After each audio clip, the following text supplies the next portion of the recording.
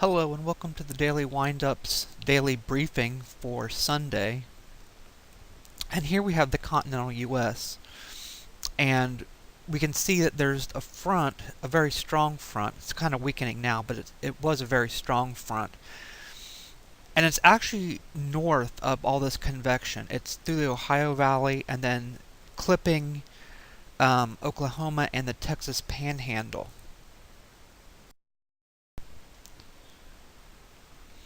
This is the radar image out of Houston, and folks in Houston got a lot of rain.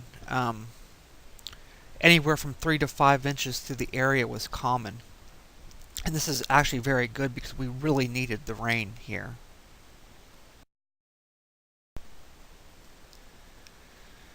Now this is the current temperature, dew point, and pressure plot analysis for the Texas-Oklahoma area. Up here is the Texas Panhandle. And you can see very well where the front is.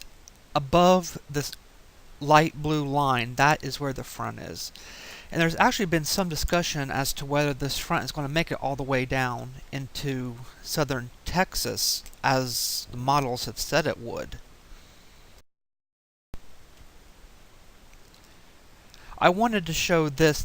These are the lifted indices for Texas. And up here in the Texas Panhandle we have -3 to -4 degrees C. And along the Texas coast we have -4 to -5 degrees C. And the reason I wanted to show this was, since the front is so far north, and it will probably be traveling southward through the day, any daytime heating we get could lead to severe storms throughout the Texas area. Here is the NAM for 24 hours out.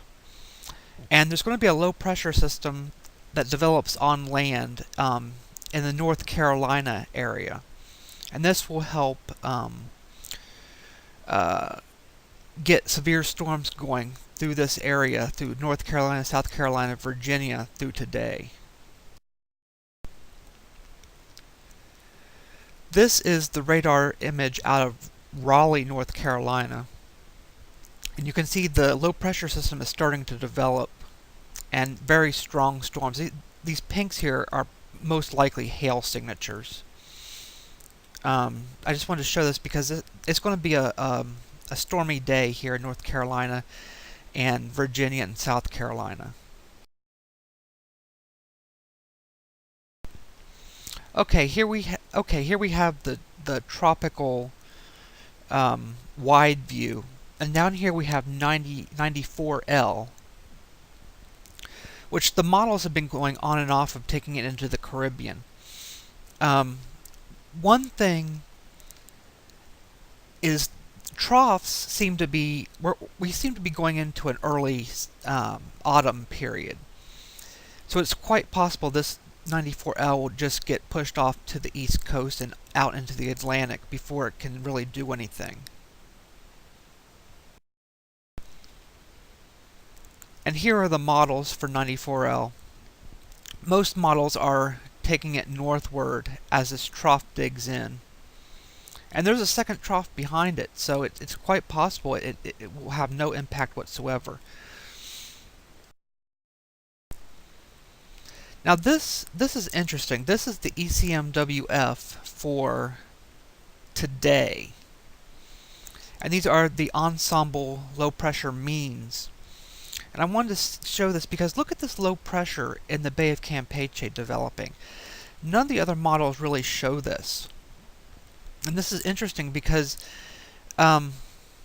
if this does develop, we could have a second low pressure area developing in the Bay of Campeche. And I want to be clear, there's no indication of any cloud patterns or anything developing, but nonetheless this is interesting to see. Now these are the ensemble means for next Tuesday.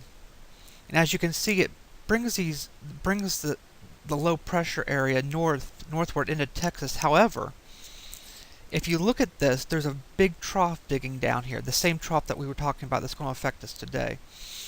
So what the ECMWF does is just keep it down here in the Gulf and eventually dissipates. This is the GFS for 72 hours out for the 22nd on Wednesday. And you can see it somewhat develops the system that the ECMWF was talking about, but not much. And you can see this very big trough here continuing to dig southward. And here's the low pressure up here that developed in North Carolina. It continues moving out into the North Atlantic.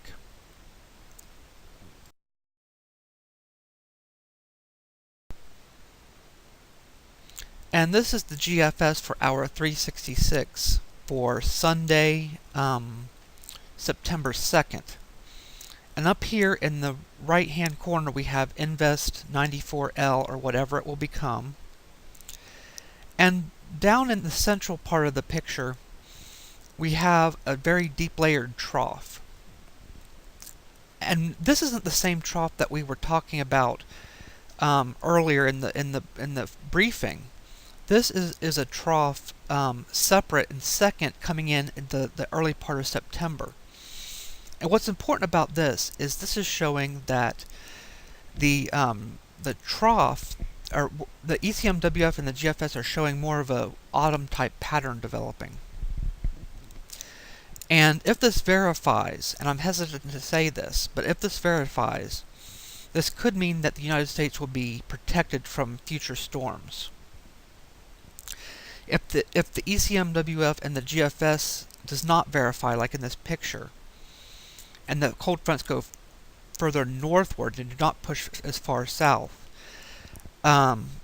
it could open up the possibility that the East Coast or even Florida could be hit by Invest 94L.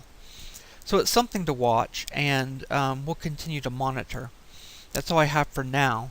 For the Daily Windup, I'm Donald Flowers.